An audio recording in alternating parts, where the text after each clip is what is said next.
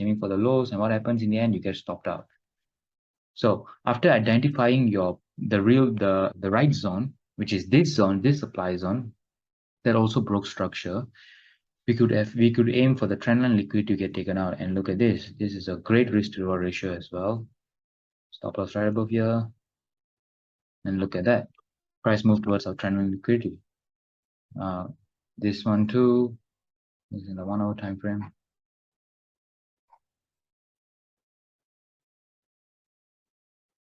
You can see we have inducement trendline liquidity right above here. So you don't want to be selling any of this demand over here because you are going to get taken out.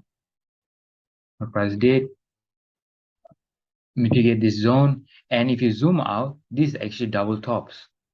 As we all know, this is a retail pattern that people think when it's creating a double tops like this, it's going to drop. And this is actually double tops, as you can see. And what happened? We could have aimed for this and price grab the liquidity. This is a great risk reward ratio as well. These highs 1 to 4. Now let's take a look at another example over here.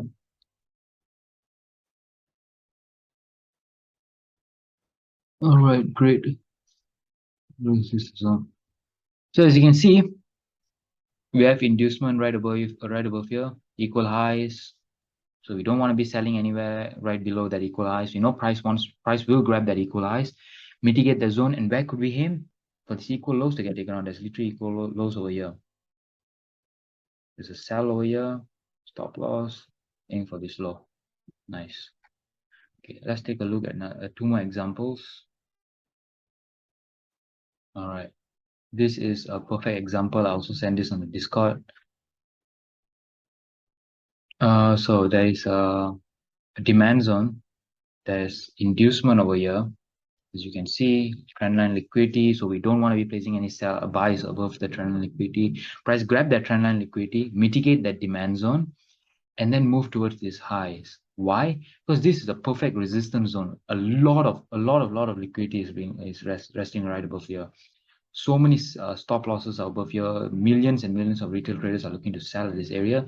And what happened? Price just grabbed all that retail stop loss. Because that's how they make money. They're not bad. That's how they make money. All right, let's take a look at this last example. If you refine this zone, and so you get this supply zone, we have multiple supply zones over here, as you can see. This is also valid, but there's literally trendline liquidity right above here. So obviously price is going to grab that trendline liquidity, price mitigate that supply zone, and move towards our trendline liquidity right above here as targets. So it's liquidity is a very crucial concept that you guys should really understand and put a lot of practice in, because once you identify where liquidity is, you will try to not get manipulated by them, and you can also use them for your own benefits, like keeping that as targets, using them